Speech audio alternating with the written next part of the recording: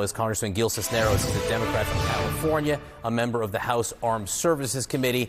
Congressman, thank you so much for being with us. We've just seen this news, gotten word of this suggestion of military members at Al Udeid to leave. Have you heard anything about this yet as a member of the committee?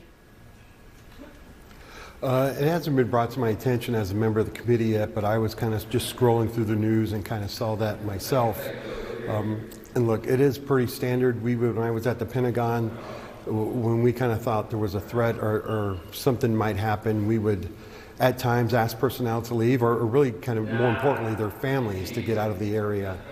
But look, I think what the people of Iran are doing is a good thing. They are standing up for their rights and for freedom, and I encourage that, and there should be ways that we can covertly help with that process. But I think if the president were to go and attack Iran, that is really throwing us into a situation that could just really backfire and really cause a lot more collateral damage in the area.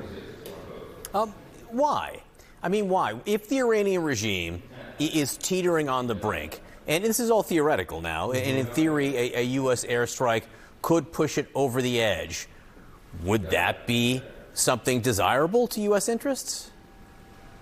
Well, we don't know that airstrike would push them over the edge, but we do know that they've threatened if we do attack Iran, that they are going to go and attack U.S. assets. They're going to attack Israel. They've already made that pretty clear. I think one of the things we do know, when they did go after the nuclear sites in Iran, that was something that the Iranian people did not like, and they did kind of rally around their government.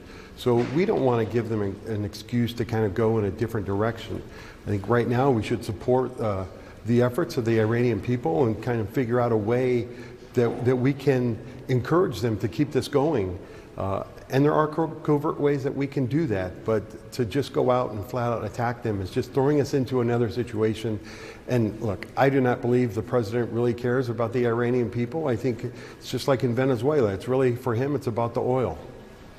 Do you think the order or the suggestion to leave, you think that's just precautionary, or do you think this is the first step towards something bigger? You know, right now, from my past history and what I know, it is cautionary, but let's just kind of see what happens. I don't know what the president's thinking right now. We know he's put out these threats, and hopefully this is not something that he acts on. We just had our reporter, Nick Robertson, who is standing in a beautiful vista in Greenland. There are meetings today at the White House with the Vice President, the Secretary of State, and officials from both Greenland and Denmark. The president has said anything less than total U.S. control of Greenland is unacceptable. What message do you think that sends? Well, I think it sends a wrong message, right? Greenland is part of, they're a NATO ally. They're someone, we already have a base there. They've always been supportive of our military efforts there. They know that their security relies on our defense of them, right? And we are willing to do that. But the leader of the free world should not be making threats of, we're going to take your country if you don't give it to us. That is not the way that America should be acting. We have an alliance with them through NATO.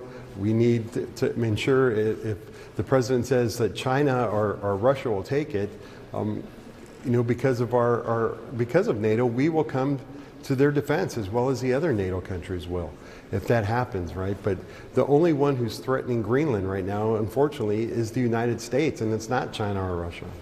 How seriously do you take the president's interest in Greenland right now? I can only take him for his word. I think he has an interest in this. He had an interest in it in his first administration. I hope it does not come to these threats that he is making. I believe there are possibilities and deals that we can make if this, you know, Greenland is important to our national security. That is why we have a military presence there. But we can work with them to kind of figure out a way in order, you know, to make it better and stronger, rather than just overtaking this territory and bringing it into the United States. Again, that is not the way the leader of the free world should be acting. All right, Congressman Gil Cisneros, Democrat from California on the Armed Services Committee. A lot going on this morning. We appreciate you being with us. Kate?